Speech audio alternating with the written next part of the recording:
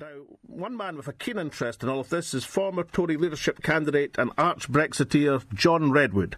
So, John, is Boris on manoeuvres, or is he really being ultra-loyal to Theresa May?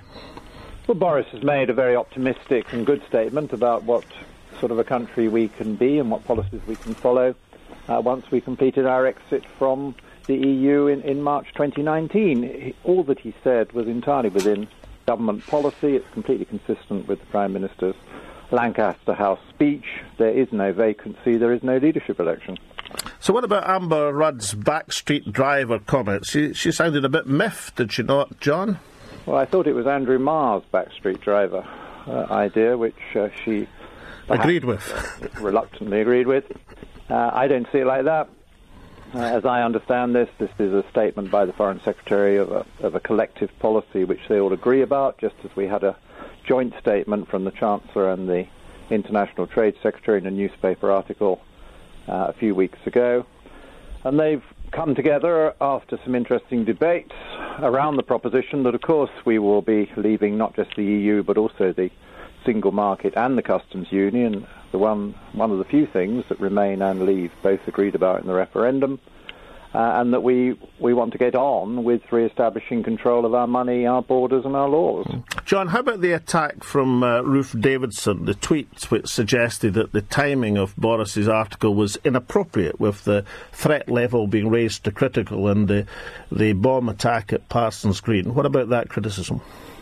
Well, I would imagine that the article was written sometime before that awful incident, and I'm sure Boris didn't in any way wish to overshadow or belittle the difficult circumstances that were going on, and the Home Secretary handled that on behalf of the government. But couldn't have he phoned up the Telegraph and said, let's hold it over till Monday, given this terrorist incident in Parsons Green? I think that might have been difficult to do, but you must ask those involved. These are all third-order questions. You know, why don't the media ever look at what Boris was actually saying in a very important 4,000-word article, setting out an optimistic view of the future post-Brexit? All we hear on so much of the media is gloom and doom because they think various things are going to go wrong in March 2019 that I think won't go wrong at all. And it was rather refreshing to hear someone say, when we got these freedoms back, when we're a proper democracy, when we make our own laws and spend our own money, things can be better, folks, not worse. So I tend to agree with you, John. Let's get on to the substance then, and let's get on to this David Norgrove. This is Sir David Norgrove, the former Treasury civil servant, once in Margaret Thatcher's private office, if I remember correctly, but now chairman of the UK Statistics Authority.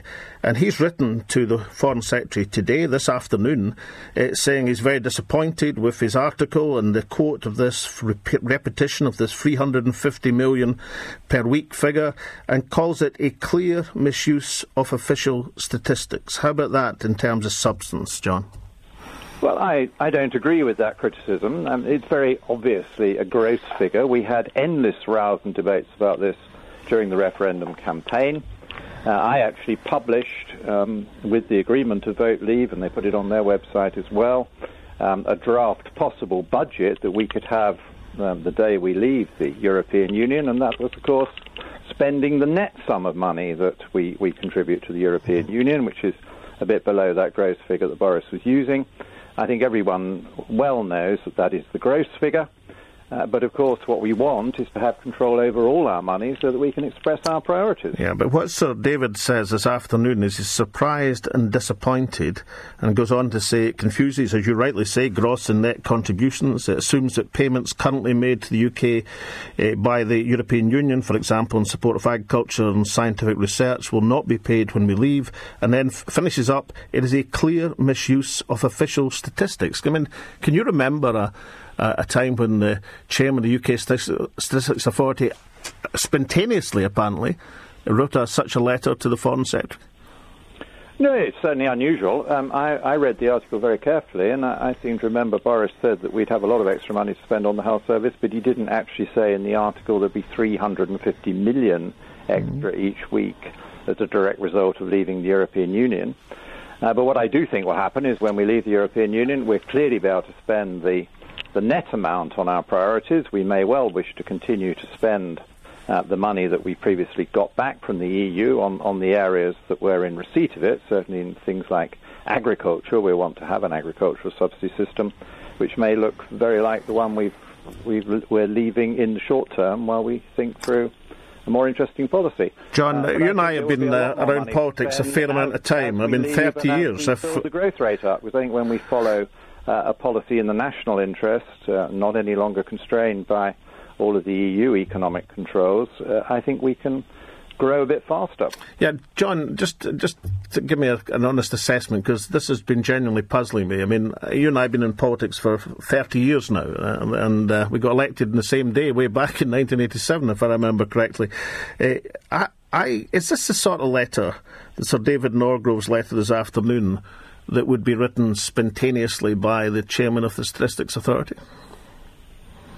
I have no idea. You're an experienced politician, John. You've seen just about everything over the last 3 decades. I think it's unprecedented. I mean, usually what happens, if I'm right, is if a government minister makes a claim, usually in the House of Commons, and somebody then refers it to the UK Statistics Authority, they kind of adjudicate after a period of time. I certainly, off the top of my head, I can't remember a sort of spontaneous rebuttal within hours of an article being written. No, I agree with you. It's unusual, but the way to find out why the gentleman concerned wrote it would be to ask him. How on earth can I be expected to know when I haven't talked to him, and you were the first person to tell me about this interesting missive? But again, it's a second or third order issue, as it always is, isn't it? Why can't we talk about how Britain is going to be better off when we left the EU? If we put in place certain policies as we leave, we could actually speed up our growth rate a bit, because I don't think the growth rate is currently fast enough. The growth rate within the EU has been a bit slower than when we were outside the EU before we entered. It's not going to be easy to get it higher than it's been in the EU, but that surely should be our aim. But John, I agree with you about the attacks on Boris Johnson on the timing of his article. I don't really see that was under his control, but nonetheless these attacks were made. But this seems to me far more about the substance. And this question of the 350 million figure, what it actually meant, was it a misuse of statistics or was it a fair argument? That's one of the issues certainly central to the Brexit campaign of last year. I mean, there's no denying that was a major part of the campaign. You're not interviewing either the author of the article or the author of the letter. I have been absolutely crystal clear before the referendum and after that the savings we can spend on our priorities the day we leave, assuming we've cancelled all the contributions, which I want us to do, are the net savings, but there are also the gross savings to be taken into account, and that in due course we can look at how the EU has been spending the money they send back to us and decide whether we're spending it in the right way or whether we could find a better way of spending it. But we have no immediate plans, for example, to divert a whole load of agricultural subsidies to somewhere else. So, John, if I can summarise you, Boris is loyal, and this is all a bit of a storm in a press teacup. Would that be fair? Well, you're now doing to me what Andrew Marr did to Amber Rudd. No, they are not my words. You're accusing me of being Andrew Marr. What I think. I think Boris... But you think it's been got up by the press, yeah? Set of comment. Well, why don't you, if you want to interview me, why don't you listen to what I got to say? I think Boris made a set of very optimistic and interesting comments that were entirely consistent with government policy. Various people, for their own reasons, now want to have a row about why and how and the exact script that he gave. But the broad picture is a very good one. And on the money, a lot of us think it's absolutely crucial that we cancel all the contributions from the day that we leave, because one of the big wins which we put to the public and which they liked when they voted leave was to be able to spend that money on our priorities. You didn't frankly have the balls to put country before party.